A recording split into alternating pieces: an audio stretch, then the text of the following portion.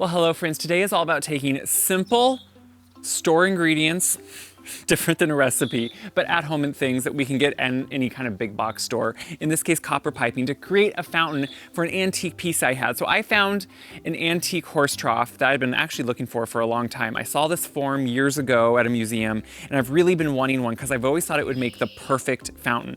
It's super heavy, late 1800s, cast iron horse trough that actually would have watered horses in a really close town. But what I'm doing is creating a really simple, kind of rustic, but also modern fountain to be able to put in here. So I've gone through different iterations trying to figure this out over the weeks, and I want to make sure I brought to you the best form of it. So what it's going to be is a copper fountain somewhat like this. So I know my sizing and everything, and really what I did to figure out the sizing was obviously know the inside of my trough. It's not too deep, but I wanted to be able to have this fit in here so it could attach to a pump and then push out water on 3 places that is all just copper piping fitted together. So we're gonna go through all these steps today, kind of explain how I got here and really show you that it starts with really simple things. So I have them right here behind me. I have copper pipes, really simple. I have a whole bunch of fittings, so we can kind of go through the steps and you can know what fittings I'm using, why I'm using it, and how I brought it all together. So really in the beginning for me, it was figuring out what size was able to fit in this trough. My trough slopes on the side, so I knew I needed something that would be able to sit up enough that a pump could fit in with it, and any piping could go underneath it as needed. So I'm really going off my template here. And really the first time I did it worked. I just had to know my overall size of what fit down in the trough and started from there. So I'm gonna start by cutting these center pieces, which again, this sizing can change for if you have any type of trough or structure. You could even do just a single pop-up if you want to create a bubbler out of copper. So I'm using a really small little pipe cutter. You can get bigger ones too. I find this one can somewhat start to want to dent the copper pipe. So I'm just gonna use this smaller one, which you can adjust to size.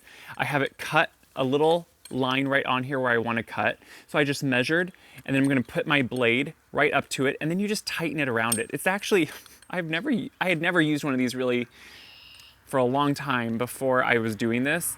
And what's nice is it's really easy for at home because all you're doing is tightening it around. So this is really the same process that you would do if you were doing it, for actual piping in a house. But we're just going to take it and we're going to tighten it so there's a little bit of grip to it. And then you just start turning your pipe or the pipe cutter around this. And it starts by just scoring a really small line. And then every time you get there, you make a little turn to make it tighter, and that blade keeps getting worked deeper and deeper until you make it tight enough that when you turn it, it just pops off. So this is why it's so easy at home to do it. This is super inexpensive. You can find a small pipe cutter like this. And honestly, that's how quick it is. So I just need to make a few pieces like this to know these are what's going in between these, cut some smaller ones for the sides, and then we can just put it all together. I just got all of them cut. Now what you of course can do at different points if you want to is start dry fitting them together. So obviously I needed 3 pieces to have these ups. This is what the bubbler is gonna be. I needed pieces obviously to connect them. And then I have different like not T-posts, but T's and elbows and end caps for how I need it. Now you can always just sit and dry fit them without any type of permanence to it. And you can see this is how I started figuring out the sizing I was gonna need, was by dry fitting them together, setting them inside, and that's how I arrived at my sizes. So if you know the measurements of what you're going for, really what I'm basing this on is ones I'm inspired by. Right now there is this beautiful, I feel like, plethora in certain areas of these limestone antique troughs from Europe. When I was on vacation in California, I saw so many of them, and they had these copper fitting fountains that were made to go inside of them. So this is my creation of that version at a really low cost. Like, we're talking well under $100 for all this stuff, which is what I really like. So now we have to worry about how to put it together and how to keep it watertight, because as a fountain, you want it to be watertight. The big thing usually is copper is soldered when you're gonna use it in the house or if you're gonna use it for water pipes. I'm not gonna solder it out here, but what I did find and what works really well is liquid solder. I mean, this is not a sponsored post. This is just something I found online that has been working really well. And it's pretty much acts as a glue or a liquid that can create an airtight and watertight seal on copper. And really to put it together is pretty simple. So I'm gonna show you here with a couple before I just do it all. What I find works best and what it says to do is when you take a piece that you wanna start putting together, is you wanna just rough it a little bit with some kind of gritty sandpaper. And you can see copper is so soft that right away you get a little bit of just an abrasive edge there. It really doesn't take much at all. And you know, each time it's gonna be a little different depending on what, you can do bigger pipes if you want to, you can do really anything that works. So what I'm gonna do is open it. You need a very thin layer is all. And just kind of a nice line of it. So I'll show you how quickly I just turn it as I'm going, put a nice little line on it. And it looks like it's not gonna, like it wouldn't do much, but this has been working so well. So then I take one of my first joints I wanna make. So this is gonna be with a T. And I put it in, you just wanna twist it around a little bit. See how you can already see it's coating all around that joint? Then I let this sit for about 2 minutes just to set this joint before I keep moving. Now you can do multiple ones and let them sit as you're going. And I try to do it over, like here I have a little piece of cardboard, put a tarp down if you want to. I wouldn't want it to stain concrete or flagstone or anything like that, or just do it somewhere else. But now I'm gonna let this joint just set slightly and then keep going until I have multiple put together.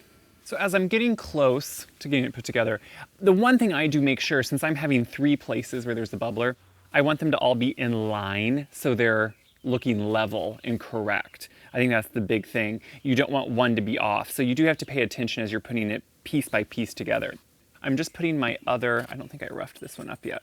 I'm just putting my other side now kind of leg or support on. And again, these are cut just to size so they fit within the confines of the tub's kind of shape of this trough. You know, a trough like this is a weird shape because it has a rounded, like a literal bathtub would, has a rounded shape at the bottom, which isn't quite as easy as just a square trough would be. So when I see those antique limestone ones, I would say there's a little bit more of a simplicity to putting those together than this one probably had, but that's okay. We do things that sometimes are hard, and that's just how it is. So dry fitting it first is a good way to double check what you're doing. This one I did dry fit, so I know it will fit. I just need to get it now on there correctly and twist it so that glue is correct. And then what I like to do is set it on a level surface and say, okay, well that's not level, and make sure I can get in there and make it level because you want it to sit there correctly. So this is drying obviously now. And each one of these joints still is slightly drying. I don't like to, you know, have it before it's really totally dry. So I'll set it up on something even in between each joint. Now you're probably wondering, why is there an opening here, an opening there? And we're gonna talk about that in a little bit when I put it finally together. But you can see there's a continual tube here. We're gonna talk about that. That was a learning experience for me and something you had to kind of go back to physics. And I'm not gonna say I remember physics at all from the classes I took, but it helped me remember why physics probably is important to know more about. So what I'm gonna do is finish by putting my 3 pieces that are cut to size again for my bubblers. And they're gonna go in each one of these. They're gonna dry fully once we're done. And then really it's just compiling it all together with the pump inside of the fountain and showing you how it really works. So this has been drying for a few hours, and that's just because I want those joints to set as much as they can, obviously. Now that liquid solder, I am not gonna say you should always use it for indoor projects. I don't know much about it other than it works great for DIY outdoor projects where water leak in walls aren't an issue. This is for a fountain, so it works really well for this. And you can see Kip loves it. That's the important part here. Now what I'm doing is something that looks kind of odd. When I was testing this and researching it, to get even or as close to even pressure as you can throughout the 3, it may not always be perfectly even. You need a big pump to start with because you're doing 3 outlets for that pump, but you also need to have what's called a continuous loop for that water and pressure to keep going through. That's gonna help be more even. You know, when I was working and testing with it, I tried it with just all closed ends and going in at one point. It was always low on not the one you would think, but a different one. So this continuous loop really helps. And then what I do is I have a center where I'm just gonna put a T-post. Now, Kip, I know you wanna show them too, but you just come over here and sit by me. Good job. And I'm gonna show you this T I'm gonna put in. So at right here, this joint, you can see these 2 come together. And what I need to do is just make sure this T is gonna fit in there and make it be somewhat flat or about even. So I'm gonna cut a little bit off of them. And this I'm just using my outdoor pruners here. It just cuts through. And you can just keep doing this to size. Make sure you could measure, but as long as you're going the right length. And what I'm doing is just sticking this in, and you can see it's a tight, you wanna make sure you have all the right fittings that fit the type pipe you're doing. So now I just need one that's gonna connect to the pump. Now again, my trough is tub shaped. So there is a gap underneath this. And that is why I'm allowed to go underneath it with my connecting pipe to the pump. And I'll show you that here. We'll just dry fit everything together over there so you can see that. I'm gonna put it all together here. And now let's take it over. And we're gonna talk about the pump too. So if we look over here, mine happens to have a drainage hole right in the bottom. That's wonderful because not only is it gonna be easy to clean out, it also makes it really easy for me to hide the cord, which I'll show you. But if you notice, when this is sitting here, see how there's room underneath? That's perfect that I can take this over to the pump that way. So when you want to, and then this works in a lot of nice garden center fountains too. When you don't see a cord, it means you have to somehow hide it out the bottom. So what you use for that, it's really easy to find these online, is just a little cord suction stopper. So what this does is it goes around a standard cord. It's a little piece of silicone stopper. You fit it around the cord, and then what it allows you to do is take, which you can see fountain cords, they're always so long in case you need to go really far, but you can just stick it down the hole, which for me is perfect. Since this was a trough, it obviously always kind of needed a drain. But then what we're gonna do is just pull through all of our cord, and when we get to that stopper, that's gonna create a watertight seal. So it's really perfect for any type of fountain when you have a hole like this. So you can get different sizes of these. But what you do is you keep pressing it in until it is as tight as it will go. And you can even tell this cord won't even push through. Then in the winter when I want to winterize this, or anytime I want to clean it, since it's nice and shallow, I can clean it pretty quickly. You pull this out, the water drains out, you pull your pump through, and you're good to go. So what we're gonna do is just set this all up now. I'm gonna set this right in here. Gonna see where everything goes. Now notice, my pump is pretty big, but everything in here is black. So once the water's in here, it really blends in. What I do wanna do is see, it may just work for me to cut a little bit off of that pipe yet. So I'm just gonna cut a little bit of this. Honestly, maybe even an elbow eventually would kind of be nice there.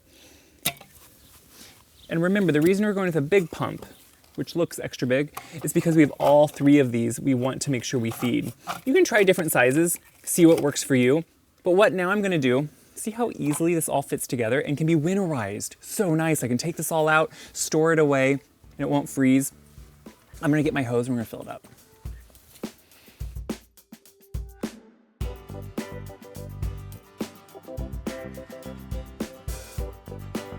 Moment of truth, we're gonna turn it on. Now I do have a heavy duty extension cord coming to it that I will bury slightly in the mulch, but all that is easy to be winterized, and that's what I really like about this. And I can hide everything underneath here because since there was a drain, there's an opening here in the back that you can hide all the cords under, and it just kind of works well. You can also just check if it's watertight by going in underneath and double checking where it's actually landing and make sure that it's dry.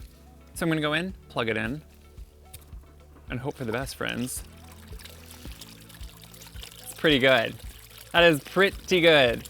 So do you see how, even though we have a really big pump, and by the way, if you want to know what size pump, we have an 800 gallon per hour pump. To me, that is a massive pump I would have never thought I needed for 3 of these, and this is at full blast. You can actually regulate the amount of flow, and it's at full blast, and you would think it'd be a lot higher, but this is to me just perfect. Because I do live, you can hear it, out in the open area.